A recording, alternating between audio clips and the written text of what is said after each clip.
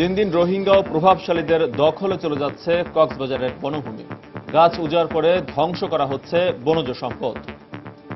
ভূমি দুচ্ছেদের কারণে ওই যে বনভূমি দখল হয়ে গেছে। আমাদের বনের গাছগুলো কেটে ফেলতেছে প্রতিদিন, আর ঘরবাড়ি তৈরি হচ্ছে। বন বিভাগের ভূমিকা অনেকটা রহস্যজনক, তারা কোনোভাবে কোনো অভিযান তারা করতেছে না।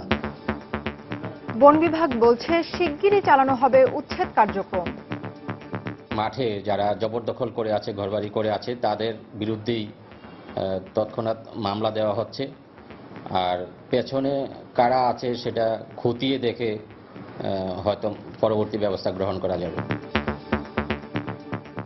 দেখছিলেন সময়ের বিশেষ শিরোনাম। দুপুরের সময় সঙ্গে আছে আমি এজি মাহমুদ এবং আমি ফাহমিদা মৌটুসী। এবার অন্যান্য শীর্ষ সংবাদ। যুদ্ধাপরাধের বিচারে কোনো চাপের কাছে নতি স্বীকার করবে না সরকার। গণভবনে সাংবাদিক কলামিস্টদের সঙ্গে মতবিনিময়ে প্রধানমন্ত্রী। আবারও পেছালো মৃত্যুদণ্ডপ্রাপ্ত বিএনপি নেতা সালাউদ্দিন কাদের এবং জামায়াত নেতা মুজাহিদের আপিল শুনানি। পরবর্তী তারিখ 28 এপ্রিল। রাজধানীর বিভিন্ন এলাকায় চলছে নির্বাচনী প্রচারণা। এবার নতুন মাত্রা দিয়েছে সামাজিক প্রচার মাধ্যম। ভাটা পড়েনি ছাপাখানায়ও। শিল্প কারখানার দখল ও দূষণে অস্তিত্ব সংকটে শীতলক্ষ্যা নদী। কাজে আসছে না পরিবেশ অধিদপ্তরের উদ্যোগ। বিপর্যয়ের মুখে জীববৈচিত্র্য। এবং অবশেষে 7 মাসের শিশু সাজিয়ার পেট থেকে বের করা হলো 22 সপ্তাহের ভ্রূণ। ঢাকা মেডিকেলের চিকিৎসকদের সফল অস্ত্রোপচার।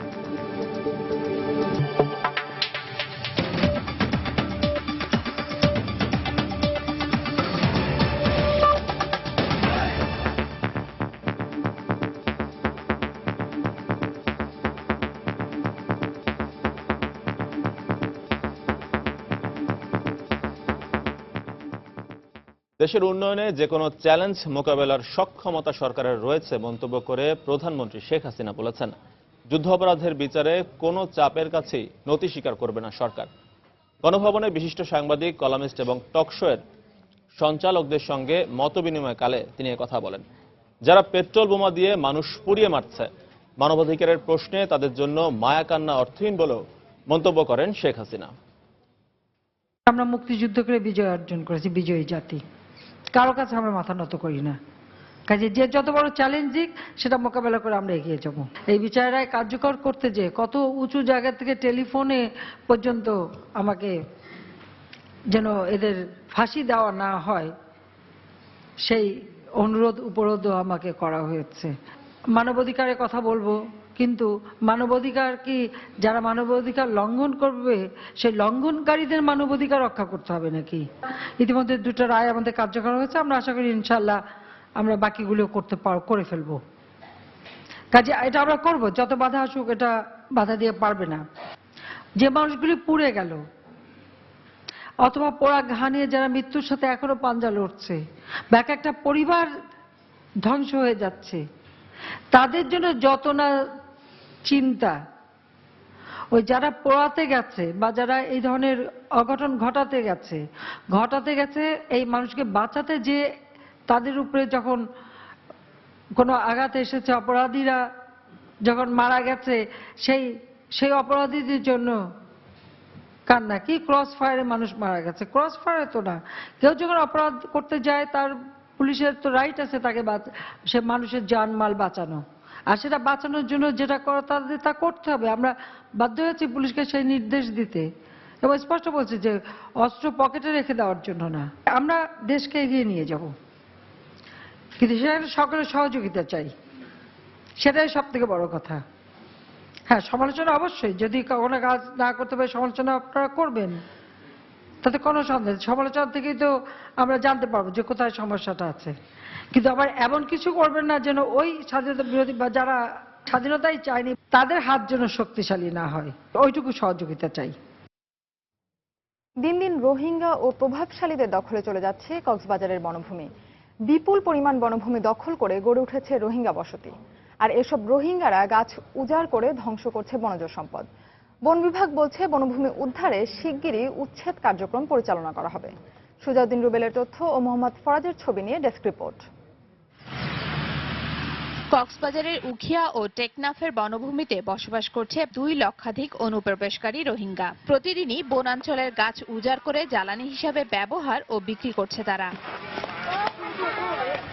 পাশাপাশি পাহাড় কেটে রোহিঙ্গারা তৈরি করছে স্থায়ী বাসস্থান। তাদের সাথে যোগ দিয়েছে স্থানীয় প্রভাবশালীরাও। এতে বন বিভাগের উদাসীনতাকেই দায়ী করছেন স্থানীয়রা। 78 সাল থেকে যে মিয়ানমার থেকে অবৈধভাবে রোহিঙ্গারা যখন এদেশে আসে তখন থেকেই ভয়াবহ বনাঞ্চল দখলের ঘটনাটা বেড়ে যায় এবং ইদানিংকালে এটা আরো সবচেয়ে বেশি বৃদ্ধি পেয়েছে। ভূমিদস্যুদের কারণে ওই যে বনভূমি দখল হয়ে গেছে, গাছপালা কেটে ওখানে বাড়িঘর নির্মাণ করা হচ্ছে। দীর্ঘদিন এই এলাকার যারা শোষণ করে আসতেছে তাদের কর্তৃত্বে নেতৃত্বে এই বনাঞ্চল বনভূমি ধ্বংস হয়েছে। আমাদের বনের গাছগুলো কেটে ফেলতেছে প্রতিদিন, আর ঘরবাড়ি তৈরি হচ্ছে, আর প্রশাসন দেখো না দেখো ভাঙ করতেছে। উচ্ছেদের জন্য বারবার বলা হলেও বন বিভাগ রহস্যজনক ভূমিকা পালন করছে বলে অভিযোগ বন ও পরিবেশ সংরক্ষণ পরিষদের এই নেতার। কক্সবাজারের বন বিভাগের ভূমিকা অনেকটা রহস্যজনক। তারা আমরা দেখতে পাচ্ছি তারা কোনোভাবে কোনো অভিযান তারা করতেছে না। তবে বনভূমি দখল ও বন উজাড়ে জড়িতদের বিরুদ্ধে শিগগিরই অভিযান চালানো হবে বলে জানালেন বন বিভাগের এই কর্মকর্তা। মাঠে যারা জবরদখল করে আছে, ঘরবাড়ি করে আছে, তাদের বিরুদ্ধেই তৎক্ষণাৎ মামলা দেওয়া হচ্ছে। আর পেছনে কারা আছে সেটা খতিয়ে দেখে হয়তো পরবর্তী ব্যবস্থা গ্রহণ করা যাবে। বন বিভাগের দেয়া তথ্য মতে কক্সবাজার দক্ষিণ বন বিভাগের 42,000 হেক্টর বনভূমির মধ্যে অর্ধেকেরও বেশি রোহিঙ্গা ও প্রভাবশালীদের অবৈধ দখলে। সময় সংবাদ, কক্সবাজার।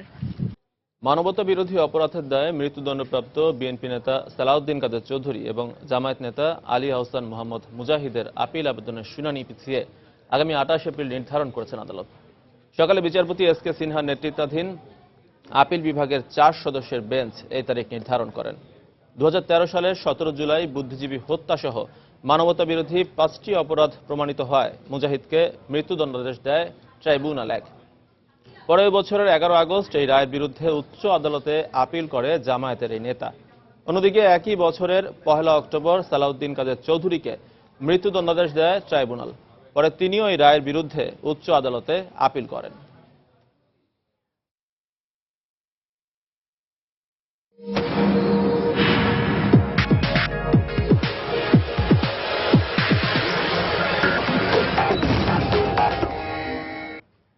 আজও রাজধানীর বিভিন্ন এলাকায় নির্বাচনী প্রচারণা চালাচ্ছেন ঢাকা উত্তর ও দক্ষিণ সিটি কর্পোরেশন নির্বাচনের মেয়র ও কাউন্সিলর প্রার্থীরা।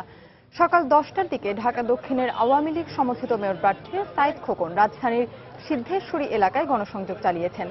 এ সময় তার কর্মী সমর্থকেরাও ব্যাপক উৎসাহ উদ্দীপনায় নির্বাচনী প্রচারণায় অংশ নেন। এদিকে ঢাকা দক্ষিণের বিএনপি সমর্থিত মেয়র প্রার্থী মির্জা আব্বাসের পক্ষেও নির্বাচনী প্রচারণা চালানো হয়েছে। প্রচারণার অংশ হিসেবে রাজধানীর পলাশী, লালবাগ সহ পুরান ঢাকার বিভিন্ন এলাকায় গণসংযোগ চালিয়েছেন মির্জা আব্বাসের পক্ষে তার স্ত্রী আফরোজা আব্বাস। অন্যদিকে তারুণ্য নির্ভর নেতৃত্বের জন্য অভিজ্ঞতার প্রয়োজন বলে মন্তব্য করেছেন উত্তর সিটি কর্পোরেশনের মেয়র প্রার্থী আনিসুল হক। রাজধানীর বনশ্রীতে নির্বাচনী প্রচারণা শেষে সাংবাদিকদের একথা বলেন তিনি। আনিসুল হক, আমি ঘড়ি মার্কা নিয়ে এই মেয়র নির্বাচনে তরুণ দরকার, মনে বেশি, তরুণ দরকার এক্সপেরিয়েন্সে বেশি। তরুণরা তো তরুণ, তাদের অনেক উদ্দীপনা। আমার মনে হয় তাদেরকে আরেকটু কিছু দূর আরো কিছু এক্সপেরিয়েন্স এগুলো হলে জনতার জন্য ভালো হবে। সবার জন্য সমান সুযোগ নিশ্চিত করবে যেন সবাই সমানভাবে প্রচারণা অংশ নিতে পারে এবং অবাধ, সুষ্ঠু, নিরপেক্ষ একটা নির্বাচন অনুষ্ঠিত হবে। জয়ের ব্যাপারে ইনশাআল্লাহ আমরা শতভাগ আশাবাদী। তো সরকারের কাছে আমরা আশা করব যে মির্জা আব্বাসকে জামিন অবশ্যই দিয়ে দিবে যাতে সমান প্রচারণার সুযোগ পায়। জনগণের মধ্যে বেশ ইতিবাচক সারা জায়গাটা হচ্ছে যে জনগণ আপনার সেই হিংসাত্মক হানাহানি রাজনীতি আর দেখতে চায় না। আমাদের স্কুল, কলেজ, ব্যবসা বাণিজ্য সমস্ত প্রতিষ্ঠান বন্ধ হয়ে গিয়েছিল, সেই রাজনীতিতে আর মানুষ ফিরে যেতে চায় না। এর আগে পল্টনের মুক্তি ভবনে ঢাকা দক্ষিণে সিপি বাসদ সমর্থিত মেয়র প্রার্থী বজলুর রশিদ ফিরোজ সবার জন্য বাসযোগ্য ঢাকা ঘোষণা শীর্ষক নির্বাচনী ইশতেহার ঘোষণা করেন। এদিকে ব্যাপক উৎসাহ উদ্দীপনার মধ্য দিয়ে চট্টগ্রাম সিটি কর্পোরেশন নির্বাচনে আওয়ামী সমর্থিত মেয়র প্রার্থী আজম নাসির উদ্দিন ও বিএনপি সমর্থিত মেয়র প্রার্থী এম মঞ্জুর আলম বিভিন্ন ওয়ার্ডে নির্বাচনী প্রচার কাজ চালাচ্ছেন। সকাল থেকে দলীয় নেতাকর্মীদের সঙ্গে নিয়ে গণসংযোগ করেন তারা। সকাল 10টার দিকে ফয়েজ লেক থেকে গণসংযোগ শুরু করেন আজমন নাসির। এ সময় সেখানকার সাধারণ মানুষ ও দোকানদারদের সঙ্গে কুশল বিনিময় করেন তিনি। পরে আকবর শাহ, লালখান বাজার ও উত্তর পাহাড়তলী এলাকায় গণসংযোগ করেন। এ সময় আগামী কয়েকদিনের মধ্যে জলাবদ্ধতা সহ নগরীর প্রধান সমস্যা চিহ্নিত করে নির্বাচনী ইশতিহার প্রকাশ করা হবে বলে জানান আজমন নাসির। একই সময়ে দলের নেতাকর্মীদের সঙ্গে নিয়ে উত্তর ও দক্ষিণ কাট্টলী এলাকায় গণসংযোগ করেন বিএনপি সমর্থিত মেয়র প্রার্থী এম মঞ্জুর আলম। এ সময় নগরীর সমস্যা সমাধানের আশ্বাস দিয়ে ভোট প্রার্থনা করেন তিনি।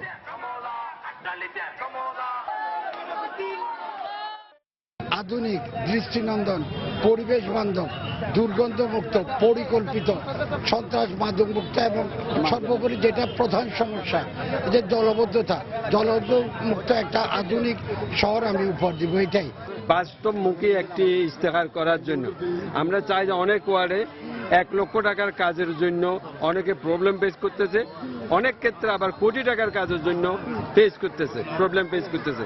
আমরা সবাইকে প্রাধান্য দিয়ে একটা ইস্তেহার তৈরি করব। সিটি নির্বাচনকে ঘিরে প্রচার প্রচারণায় এখন ব্যস্ত প্রার্থীরা। এবারে নির্বাচনে সামাজিক মাধ্যমে প্রচার যোগ করেছে নতুন মাত্রা। তাই বলে এতটুকু ভাটা পড়েনি ছাপাখানায়। ভোর থেকে প্রায় মধ্যরাত পর্যন্ত অবিরাম চলছে পোস্টার ও হ্যান্ডবিল ছাপানোর কাজ। রাশেদ লিমনের রিপোর্ট। পোস্টার লিফলেটের পাশাপাশি এবারে নির্বাচনী প্রচারে যোগ হয়েছে সামাজিক যোগাযোগ মাধ্যম, ফেসবুক সহ বিভিন্ন মাধ্যমে সরব প্রার্থীরা। ব্যানার ফেস্টুনেও বেড়েছে ডিজিটাল পদ্ধতির ব্যবহার। তুলনামূলক আকর্ষণীয় হওয়ায় হাতে লেখা ব্যানারের পরিবর্তে প্রার্থীরা ঝুঁকছে পিভিসির দিকে।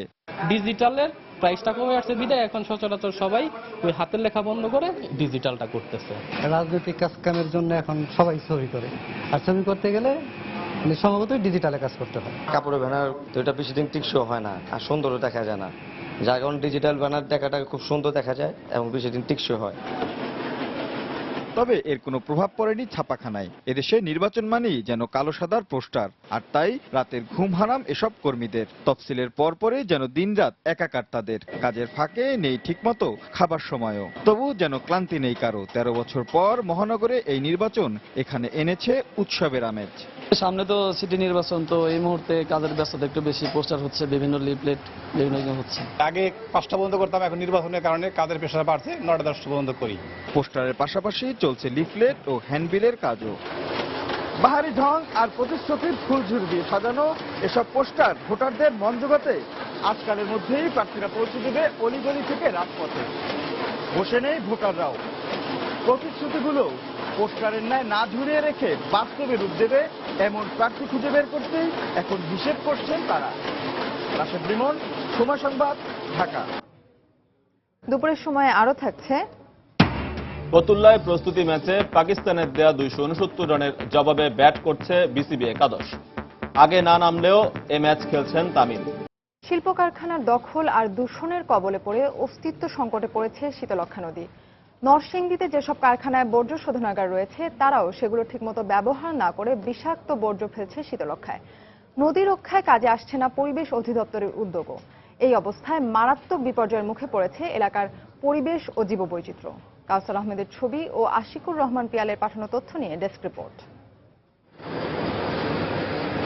নরসিংদী জেলার পাশ দিয়ে বয়ে যাওয়া শীতলক্ষ্যা নদীটি এক সময় ছিল ব্যবসা বাণিজ্যের মূল চালিকা শক্তি। কিন্তু দীর্ঘদিন ধরে নদীর দুপার গাজীপুর ও নরসিংদীর পলাশ উপজেলায় অবস্থিত বিভিন্ন শিল্প কারখানার বিষাক্ত বর্জ্য সরাসরি ফেলা হচ্ছে নদীতে। লাল রঙের বিষাক্ত পানি সরাসরি নদীতে ফেলছে ক্যাপিটাল পেপার অ্যান্ড পাল্প সহ নদী পাড়ের বৃহৎ শিল্প প্রতিষ্ঠানগুলো। এসব বর্জ্যের প্রভাবে শীতলক্ষ্যা নদীর পানি কোথাও লাল, কোথাও আবার ধারণ করেছে কালচে বর্ণ। এতে বিপন্ন হয়ে পড়েছে নদীতে জীববৈচিত্র্যের অস্তিত্ব। রঙের পানি, বাথরুমের ময়লা, যত কিছু আছে সব শুধুই নদী। এই বর্জ্যের কারণে পানি দূষিত হয়ে যায়, কালো হয়ে যায়। আগের মতো মাছও পাওয়া যায় না, আর পানিগুলো মারাত্মকভাবে দূষিত। শামুক, মাছ, যত কিছু আছে সব নষ্ট হয়ে যায়। খুব সুন্দর ছিল, টলটল করতো। এই জন্য নাই আমরা পচা জলে স্নান করতেছি। বিষাক্ত বর্জ্য নিক্ষেপ করে শীতলক্ষ্যা নদী দূষণের অভিযোগ অনেকটা স্বীকারও করলেন ক্যাপিটাল পেপার অ্যান্ড পাল্প ইন্ডাস্ট্রিজের এই কর্মকর্তা। এখানে শীতলক্ষ্যায় তো অনেকেই পানি ছাড়ে, আমাদেরও একটা প্রশ্ন, যেটা আমরা অস্বীকার করার কিছু নেই, আমরা না ছেড়ে পারি না। তবে হ্যাঁ, আমরা স্টেপ নিচ্ছি যাতে এগুলো যত মিনিমাম ছেড়ে দেওয়া সম্ভব। পরিবেশ অধিদপ্তর বলছে নদী দূষণের দায়ে শীতলক্ষ্যা পাড়ের বিভিন্ন শিল্প প্রতিষ্ঠানকে জরিমানা করার পরও ঠেকানো যাচ্ছে না নদী দূষণ। ব্যবসায়ী বা যারা এই শিল্প প্রতিষ্ঠানের মালিক তাদের সততার অভাব। তারা হয়তো রাতের অন্ধকারে এই ইটিপিটা নিজের কিছু অর্থ সাশ্রয়ের জন্য ইটিপিটা কার্যকরভাবে চালু রাখে না এবং নদীকে দূষণ করে যাচ্ছে। শীতলক্ষ্যা নদী তীরের নরসিংদী অংশে 15টি বৃহৎ শিল্প কারখানা রয়েছে। সময় সংবাদ, নরসিংদী। চলতি অর্থবছর শেষ হতে বাকি মাত্র 2 মাস, অথচ রাজস্ব সংগ্রহের লক্ষ্যমাত্রা পূরণে বেশ পিছিয়ে জাতীয় রাজস্ব বোর্ড এনবিআর এর হিসেব অনুযায়ী গেলবারের চেয়ে চলতি অর্থ বছরে আয়কর সংগ্রহের প্রবৃদ্ধি 16%। তবে অর্থনীতিবিদরা বলছেন এ হার হওয়া দরকার কমপক্ষে 24%। এ লক্ষ্য অর্জন চ্যালেঞ্জ হবে বলেও মনে করেন তারা। দেশের রাজস্ব আদায়ের সামগ্রিক পরিস্থিতি নিয়ে 2 পর্বের ধারাবাহিকের প্রথম পর্ব আজ। দেশের 2.5 লাখ কোটি টাকার বাজেটের সিংহভাগ অর্থের যোগানদাতা জাতীয় রাজস্ব বোর্ড এনবিআর। অথচ চলতি অর্থ বছরের প্রথম 7 মাসে লক্ষ্যমাত্রা অনুযায়ী রাজস্ব সংগ্রহ করতে পারেনি রাজস্ব বোর্ড। এনবিআর এর তথ্য অনুযায়ী 2014-15 অর্থ বছরের জুলাই থেকে জানুয়ারি পর্যন্ত রাজস্ব আদায় লক্ষ্যমাত্রা 71,825 কোটি টাকার বিপরীতে আদায় হচ্ছে 69,466 কোটি টাকা, অর্থাৎ এখনো ঘাটতি প্রায় 2,500 কোটি টাকা। বিশেষ করে মোট রাজস্বের 1/3 যোগানদাতা বৃহৎ করদাতা ইউনিটও পিছিয়ে আছে লক্ষ্যমাত্রা থেকে। একই অবস্থা মাঠ পর্যায়ের অন্য কর অঞ্চলগুলোরও। এমন অবস্থায় অর্থ বছরের বাকি সময়ে লক্ষ্য অর্জনে কতটা সফলতা আসবে তা নিয়ে দেখা দিয়েছে শঙ্কা। তবে এনবিআর এর হিসেবে 2013-14 অর্থ বছরের তুলনায় চলতি অর্থ বছরে রাজস্ব আদায়ের প্রবৃদ্ধি হয়েছে 16%-এর বেশি। তাই বিভিন্ন সময় গণমাধ্যমে এনবিআর চেয়ারম্যানও বলেছেন লক্ষ্যমাত্রাকে ছাড়িয়ে যাওয়ার কথা। আমরা মনে করি যে আমাদের উপর অর্পিত সব লক্ষ্যমাত্রা শুধু আদায় হবে না, আমরা এটা অতিক্রম করব। কিন্তু অর্থনীতিবিদ সহ এনবিআর এর সাবেক চেয়ারম্যান মনে করছেন চলতি প্রবৃদ্ধিতে লক্ষ্যমাত্রা পূরণ সম্ভব নয়। 2013 সালের জুলাই থেকে ডিসেম্বর ওই সময়টা ছিল বাংলাদেশের অর্থনীতির জন্য আরেকটা বড় সংকটের সময়। ওই সংকটকালীন সময়ের তুলনায়ও কিন্তু 24% বাড়াতে পারিনি। তাহলে কিভাবে আমি পরবর্তী 6 মাসে এটাকে 24% নিয়ে যাব? বাস্তবতার আলোকে তো না, সেটা তো তবু আশা করতে দোষ নেই এই অর্থে আর কি। আশাবাদ ব্যক্ত করেছেন এবং নিশ্চয়ই তাদের বেশ কিছু পরিকল্পনা আছে, তারা সেটা করবেন, কিন্তু বাস্তবতাটা যেটা সেটা তো অবশ্যই থাকবে। রাজস্ব লক্ষ্যমাত্রার পার্থক্যের এই ঐতিহাসিক প্রবণতা বিশ্লেষণ করে অর্থনীতি বিশ্লেষকরা বলছেন চলতি অর্থ বছরের রাজস্ব ঘাটতি 26,000 কোটি টাকা ছাড়িয়ে যেতে পারে। সাজিদ রাজু, সময় সংবাদ, ঢাকা। নির্বাচনের ঠিক 1 মাস আগে ব্রিটেনের অভিবাসন নীতিমালায় ব্যাপক পরিবর্তন আনা হয়েছে। ব্যবসায়ীদের জন্য ভিসা প্রদানের ক্ষেত্রে শিথিলতা সহ বেশ কিছু সুযোগ সুবিধা ও নীতিমালার পরিবর্তন করা হয়েছে। এর ফলে নতুন সম্ভাবনার দ্বার উন্মোচন হয়েছে বাংলাদেশি সহ ইউরোপীয় দেশগুলোর ব্যবসায়ীদের জন্য। তবে এই নীতিমালার শিথিলীকরণের সুযোগকে কেউ যেন অপব্যবহার না করে, এমনই পরামর্শ ব্রিটেনের বাংলাদেশি ব্যবসায়ী নেতাদের। আমাদের লন্ডন প্রতিনিধি শোয়েব কবিরের পাঠানো তথ্য চিত্র নিয়ে ডেস্ক রিপোর্ট। ব্রিটেনে বিনিয়োগকারী ও ব্যবসায়ীদের আকৃষ্ট করতে 100টিরও বেশি ব্যবসায়িক প্রতিষ্ঠান ও পর্যটন সংস্থার সাথে আলোচনা করে নতুন নীতিমালা চালু করেছে ব্রিটিশ স্বরাষ্ট্র মন্ত্রণালয়। এতে ব্যবসায়িক উদ্দেশ্যে যারা ভ্রমণ করতে ইচ্ছুক তাদের জন্য শিথিল করা হয়েছে ভিসা সংক্রান্ত বেশ কিছু পুরনো নিয়ম। একাডেমিক ভিসা নিয়ে ব্যবসা সংক্রান্ত গবেষণা কিংবা উচ্চশিক্ষার জন্য ব্রিটেনে সহজেই আসতে পারবেন ব্যবসায়ীরা। এই ভিসার মেয়াদ 12 মাস করা হলেও অন্যান্য বিজনেস ভিসার মেয়াদ 6 মাসই থাকছে। বিজনেস ভিজিট আগে ছিল, আগে সবাই আসতে পারতো বিজনেস ভিজিটে, তবে সেটাতে অনেকটা লিমিটেশন ছিল। লিমিটেশন আমি যেগুলো বলবো, যেটা যে আগে আসলে শুধু ভিজিটে আসলে কোনো কাজের কোনো ইয়ে ছিল না। এখন যেটা করা হয়েছে সেটাতে একটু রিল্যাক্সড, আমি বলবো যে একটু ওয়াইডার। শুধুমাত্র ব্যবসায়ী নয়, ব্যবসায়ীদের নিজ নিজ কর্মদক্ষতা কাজে লাগিয়েও উপার্জনের সুযোগ রয়েছে নতুন এই নীতিমালায়। তবে ভিসা নীতিমালার শিথিলকরণের এই সুযোগকে কোনোভাবেই অপব্যবহার না করার পরামর্শ ব্রিটেনের ব্যবসায়ী সংগঠন নেতাদের। আমি এটা আশা করব যে এটা যেন কোনো জালিয়াতিতে বা অপব্যবহার না করে এটাকে যেন আরো খারাপের দিকে না নেওয়া হয়। আমরা যারা ব্যবসায়ী রয়েছি তারা যেন সুন্দর এবং সুষ্ঠুভাবে এদেশে যাতায়াত করতে পারেন এবং এটা যেন কন্টিনিউ থাকে। ভিসা প্রক্রিয়ার জটিলতায় যুক্তরাজ্যের অর্থনৈতিক সমৃদ্ধি বাধাগ্রস্ত হচ্ছে বলে অভিযোগ করে আসছিলেন দেশটির ব্যবসায়ী নেতারা। নতুন ভিসা প্রক্রিয়া তাদের দীর্ঘদিনের দাবির বাস্তবায়ন ও বিশ্ববাজার অর্থনীতির আলোকে সময়োপযোগী সিদ্ধান্ত বলে মনে করেন তারা। সময় সংবাদ, লন্ডন, যুক্তরাজ্য। শঙ্কা ছিল উৎকণ্ঠাও, কিন্তু অবশেষে সফল হলো অস্ত্রোপচার। এতে আনন্দ উচ্ছ্বসিত 7 মাসের শিশু সাজিয়া জান্নাতের বাবা মা ও চিকিৎসকরা। সকালে তার পেট থেকে 2 ঘন্টার চেষ্টায় 22 সপ্তাহের একটি ভ্রূণ বের করেছেন ঢাকা মেডিকেল কলেজ হাসপাতালের শিশু বিভাগের চিকিৎসকরা। বর্তমানে সাজিয়া চিকিৎসকদের নিবিড় পর্যবেক্ষণে রয়েছে। চিকিৎসা বিজ্ঞানের এই বিরল ঘটনায় সফল অস্ত্রোপচারের খবর জানাচ্ছেন শাতিলা শারমিন। সাজিয়ার মা জানান, মেয়ের বয়স যখন 4 মাস তখন থেকেই পেটে চাকার মতো কিছুর অস্তিত্ব টের পান তিনি। এছাড়া সাজিয়া আক্রান্ত হয় জন্ডিস এবং ঠান্ডায়। টিউমারের মতো দেখা যায় এদিক সেদিক যায়। তখন রুচি বোঝার পরে মাইমেনসিং নিয়ে যাওয়ার পরে পরীক্ষা করছি, করার পরে তারা বলছে যে বাচ্চার মতো টিউমার আছে। সাজিয়ার বাবা জানান, মেয়ে অসুস্থ হলে 13 মার্চ তাকে নিয়ে আসা হয় ঢাকা মেডিকেল কলেজ হাসপাতালে। শারীরিক অন্যান্য সমস্যা থাকায় দেরি করে অস্ত্রোপচারের তারিখ দেয় 8 সদস্যের মেডিকেল বোর্ড। 13 তারিখ সকাল 9টার সময় ভর্তি করছে। ভর্তি করার পরে তারা বলছিল যে 2 দিনের মধ্যে অপারেশন হয়ে যাবে। জন্ডিসের জন্য আর একটু ঠান্ডা করার জন্য এই পর্যন্ত পিছাইছে আর কি ডেট। সফল অস্ত্রোপচারের পর চিকিৎসকরা জানান, পরজীবী যমজ প্রায় 22 সপ্তাহের একটি ভ্রূণ বের করে নিয়ে আসা হয়েছে সাজিয়ার পেট থেকে। আর অস্ত্রোপচার সফল হলেও এখনো শঙ্কামুক্ত নন শিশুটি। এই ভ্রূণটার মাথার গঠন হয়েছে, তবে ভল্ট অর্থাৎ মাথার যে খুলিটা সেটা হয়নি। তার পুরো ভার্টেব্রাল কলাম বা মেরুদণ্ডটা গঠন হয়েছে, তার 2টি পা, হাত এগুলি সবই গঠন হয়েছে, তবে তার কোনো হৃৎপিণ্ড বা হার্ট এটা কিন্তু গঠন হয়নি। এই জন্য এটাকে অনেকে বলে প্যারাসাইটিক টুইন। প্যারাসাইটিক হলো পরগাছা, অর্থাৎ যে পরগাছা তার নিজের হোস্টের আশ্রয় ছাড়া বাঁচতে পারে না। বিরল এ ঘটনার সাক্ষী হতে পেরে উচ্ছ্বসিত অস্ত্রোপচারে অংশ নেয় চিকিৎসকরা। ইনফিটুর কেস, যেটা খুবই বিরল। আর এই অপারেশনটা যেন আমরা দ্রুত করতে পারি। বাচ্চার যে সাথে সমস্যাগুলো ছিল, বাচ্চার জন্ডিস ছিল, বাচ্চার ঠান্ডা লেগে গিয়েছিল। কমন অপারেশনের সাথে যুক্ত থাকতে পেরে আসলে আমি নিজেকে খুবই ভাগ্যবান মনে করছি এবং আমি অত্যন্ত খুশি যে আমাদের এই ডিপার্টমেন্টে এরকম একটা অপারেশন সফলভাবে আমরা করতে পেরেছি। একদিন পরেই শিশুর শারীরিক অবস্থা সম্পর্কে সঠিক ধারণা দেওয়া সম্ভব হবে বলে জানান তারা। শাতিলা শারমিন, সময় সংবাদ, ঢাকা। সিলেট, গাজীপুর এবং নরসিংদীতে সড়ক দুর্ঘটনায় নিহত হয়েছেন 8 জন।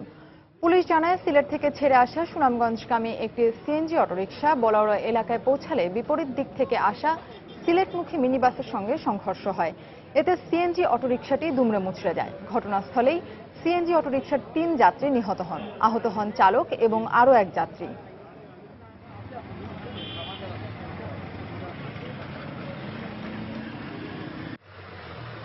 এদিকে সকাল 6টার দিকে ঢাকা টাঙ্গাইল মহাসড়কের কড্ডা বাইমাইল এলাকায় ঢাকাগামী আজমেরি পরিবহনের একটি বাসের সঙ্গে বিপরীত দিক থেকে আসা ট্রাকের সংঘর্ষ হয়। এ সময় ঘটনাস্থলে বাসের 1 যাত্রী মারা যান। পরে আহত 5 জনকে হাসপাতালে নেওয়ার পর সেখানে আরও 2 জনের মৃত্যু হয়। এছাড়া নরসিংদীতে যাত্রীবাহী বাসের সঙ্গে সিএনজি অটোরিকশার সংঘর্ষে 1 কলেজ ছাত্রী সহ 2 জনের মৃত্যু। 2016 সালের প্রেসিডেন্ট নির্বাচনে হিলারি ক্লিন্টন লড়াইয়ের ঘোষণা দেয় তাকে নিয়ে আশাবাদী বাংলাদেশি প্রবাসীরা। সব জল্পনা কল্পনার অবসান ঘটিয়ে গত 12 এপ্রিল নির্বাচনে লড়ার ঘোষণা দেন হিলারি। মার্কিনীরা তাকে নিয়ে মিশ্র প্রতিক্রিয়া ব্যক্ত করলেও প্রবাসী বাংলাদেশিদের অনেকের মত, ডেমোক্র্যাট থেকে হিলারি ক্লিন্টনকে নির্বাচনে লড়াইয়ের টিকিট দেওয়া হলে তা যৌক্তিক হবে।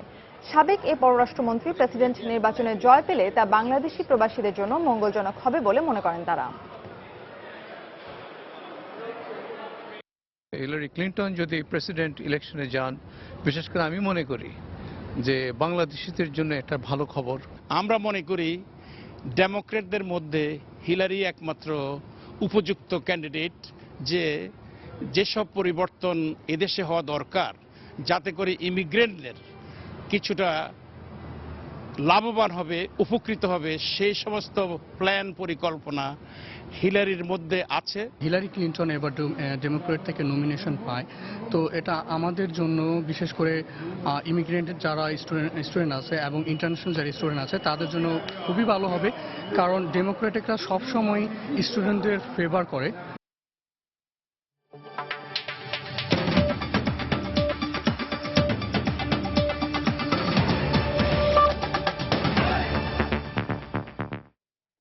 লিবিয়া থেকে ইতালি যাওয়ার পথে ভূমধ্যসাগরে একটি জাহাজ ডুবে অন্তত 400 যাত্রী মারা গেছে বলে আশঙ্কা করা হচ্ছে। মঙ্গলবার এ কথা জানায় ওই দুর্ঘটনায় বেঁচে যাওয়া যাত্রীরা। জাহাজে অন্তত 500-এরও বেশি যাত্রী ছিল বলে জানায় ইতালির কোস্টগার্ড। এদের মধ্যে অন্তত 150 জনকে জীবিত উদ্ধার করার কথা জানায় তারা। এর আগে লিবিয়া উপকূল থেকে ছেড়ে আসার কয়েক ঘন্টা পরই প্রচণ্ড ঢেউয়ের কারণে জাহাজটি উল্টে যায়। এদের অধিকাংশই সাহারা মরুভূমির দক্ষিণাঞ্চলীয় এলাকার অধিবাসী বলে জানায় সেভ দ্য চিলড্রেনের এক মুখপাত্র। গত সোমবার ভূমধ্যসাগরে কয়েক দফায় অভিযান চালিয়ে প্রায় 3000 অবৈধ অভিবাসীকে উদ্ধার করে ইতালির কোস্টগার্ড।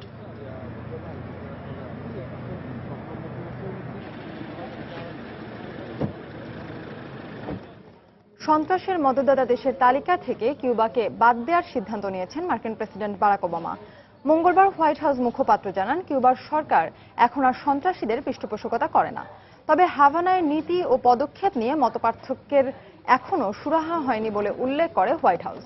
এর আগে 11 এপ্রিল পানামায় কিউবার প্রেসিডেন্ট রাউল কাস্ট্রোর সঙ্গে বৈঠকে বারাক ওবামা অতীত ভুলে নতুন ভবিষ্যতের পথে হাঁটার আহ্বান জানান।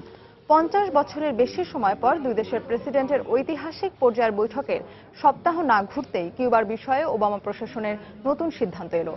দুই দেশের সম্পর্ক উন্নয়নে অন্যতম বাধা হিসেবে বিবেচিত হয় কিউবাকে যুক্তরাষ্ট্রের দেয়া সন্ত্রাসী পৃষ্ঠপোষকের আখ্যাকে। অবশ্য এর আগে 2014 সালের ডিসেম্বরে সম্পর্ক ভালো করতে উদ্যোগ নেন এই দুই নেতা। এরই মধ্যে উভয় দেশের পুনরায় কূটনৈতিক সম্পর্ক পুনঃস্থাপনেও রাজি হয়েছে।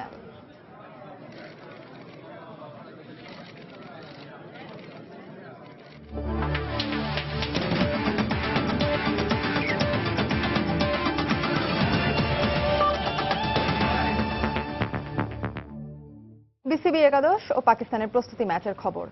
ভালো বোলিং করেও শেষের দিকে তা ধরে রাখতে পারল না বিসিবি একাদশ। তাই বাংলাদেশ সফরে একমাত্র প্রস্তুতি ম্যাচে বিসিবি একাদশের বিপক্ষে 269 রানের চ্যালেঞ্জিং সংগ্রহ দাঁড় করিয়েছে পাকিস্তান। জবাবে এখন ব্যাট করছে স্বাগতিক বিসিবি একাদশ। শেষ খবর পাওয়া পর্যন্ত তাদের সংগ্রহ 2 উইকেটে 34 রান। পূর্বে প্রস্তুতি ম্যাচের স্কোয়াডে নাম না থাকলেও আত্মবিশ্বাস বাড়াতে এ ম্যাচে ওপেনিংয়ে নামেন তামিম ইকবাল।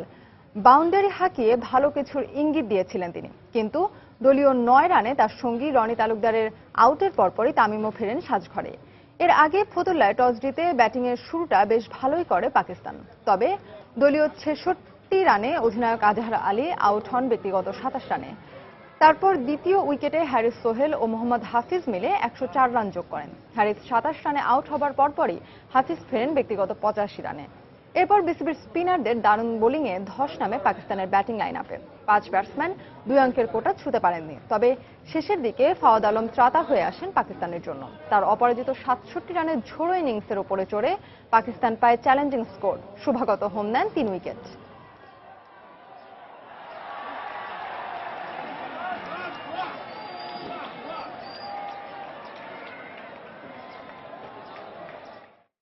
দর্শক, এই মুহূর্তে ফতুল্লায় আছেন আমাদের সহকর্মী শায়লা পারভিন। খেলার সবশেষ খবর জানতে আমরা এখন সরাসরি চলে যাচ্ছি তার কাছে। শায়লা, দর্শকদের উৎসাহ উদ্দীপনা কেমন দেখছেন এবং কেমন ব্যাট করছে বিসিবি একাদশ?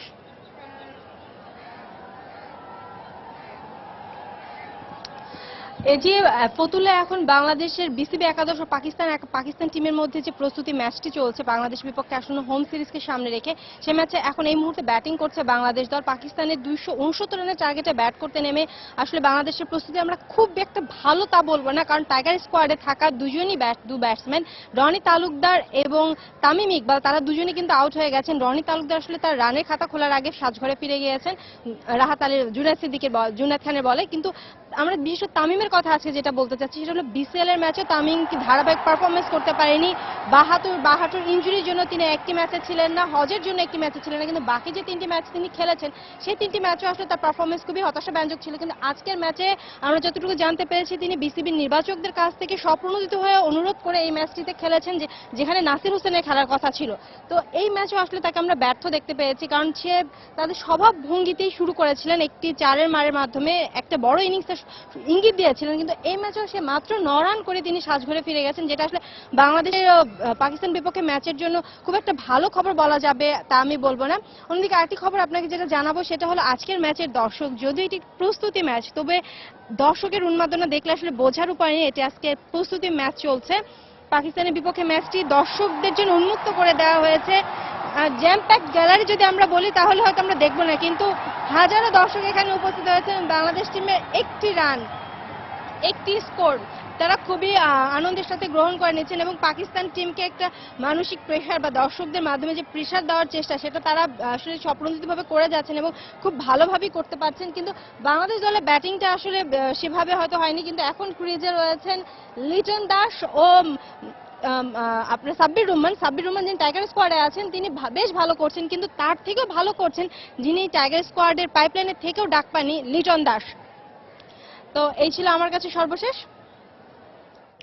দর্শক, নারায়ণগঞ্জের ফতুল্লা থেকে বিসিবি একাদশ পাকিস্তানের প্রস্তুতি ম্যাচের খবর জানাচ্ছিলেন সহকর্মী শায়লা পারভিন। যাচ্ছি পরের প্রসঙ্গে। এবারে উয়েফা চ্যাম্পিয়ন্স লিগের খবর। প্রথম লেগে ঘরের মাঠ ভিসেন্তে ক্যালদেরোনে বর্তমান চ্যাম্পিয়ন রিয়াল মাদ্রিদকে রুখে দিল অ্যাটলেটিকো মাদ্রিদ। তুমুল উত্তেজনা ছড়ানো ম্যাচে গোল শূন্য ড্র করেছে দুই নগর প্রতিদ্বন্দ্বী। বুধবার বানারবুতে দ্বিতীয় লেগে সেমিফাইনালে ওঠার লড়াইয়ে মুখোমুখি হবে এ দুদল। এদিকে দিনের অপর ম্যাচে ঘরের মাঠ জুভেন্টাস স্টেডিয়ামে মোনাকোকে 1-0 গোলে হারিয়েছে স্বাগতিকরা। অ্যাটলেটিকো মাদ্রিদের বিপক্ষে পূর্ণ শক্তির দল নিয়েই মাঠে নামে বর্তমান চ্যাম্পিয়নরা। আর ম্যাচের শুরু থেকেই আগ্রাসী ঢঙে খেলতে থাকে রোনালদো, বেনজোমারা। তবে পুরোটার সময় প্রতিপক্ষের উপর প্রভাব বিস্তার করেও অ্যাটলেটিকোর গোলরক্ষক ও ব্লাকের প্রতিরোধের সামনে গোল বঞ্চিতই থাকতে হয় বিশ্বের অন্যতম শক্তিশালী আক্রমণ ভাগ সমৃদ্ধ দলটিকে। কিন্তু গোলশূন্য ম্যাচে ডার্বির আবহ ঠিকই ধরে রেখেছিল দুদল। আক্রমণ পাল্টা আক্রমণে পরিপূর্ণ ম্যাচে বল দখলের লড়াইয়ে প্রতিপক্ষের চেয়ে অনেকটাই এগিয়ে ছিল লোস ব্লাঙ্কোসরা। তবে শেষ পর্যন্ত গোলশূন্য ড্র নিয়েই সন্তুষ্ট থাকতে হয় আনচেলত্তির শিষ্যদের। ফলে মৌসুমে শেষ 6টি ম্যাচে সিমিওনের শিষ্যদের হারাতে ব্যর্থ হল রিয়াল মাদ্রিদ।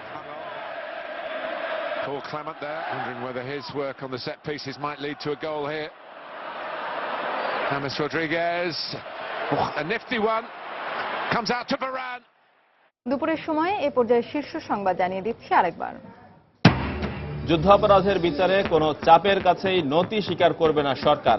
গণভবনে সাংবাদিক কলামিস্টদের সঙ্গে মতবিনিময়ে প্রধানমন্ত্রী। আবারও পেছালো মৃত্যুদণ্ডপ্রাপ্ত বিএনপি নেতা সালাউদ্দিন কাদের এবং জামায়াত নেতা মুজাহিদের আপিল শুনানি। পরবর্তী তারিখ 28 এপ্রিল। রাজধানীর বিভিন্ন এলাকায় চলছে নির্বাচনী প্রচারণা। এবার নতুন মাত্রা দিয়েছে সামাজিক প্রচার মাধ্যম, ভাটা পড়েনি ছাপাখানায়ও। অবশেষে 7 মাসের শিশু সাজিয়ার পেট থেকে বের করা হলো 22 সপ্তাহের ভ্রূণ। ঢাকা মেডিকেলের চিকিৎসকদের সফল অস্ত্রোপচার। এবং ফতুল্লায় প্রস্তুতি ম্যাচে পাকিস্তানের দেয়া 269 রানের জবাবে ব্যাট করছে বিসিবি একাদশ। আগে নাম না থাকলেও এ ম্যাচে খেলছেন তামিম। দর্শক, এই ছিল দুপুরের সময়। যে কোনো খবর পেতে ভিজিট করুন সময়নিউজ.tv। সঙ্গে থাকুন সময়।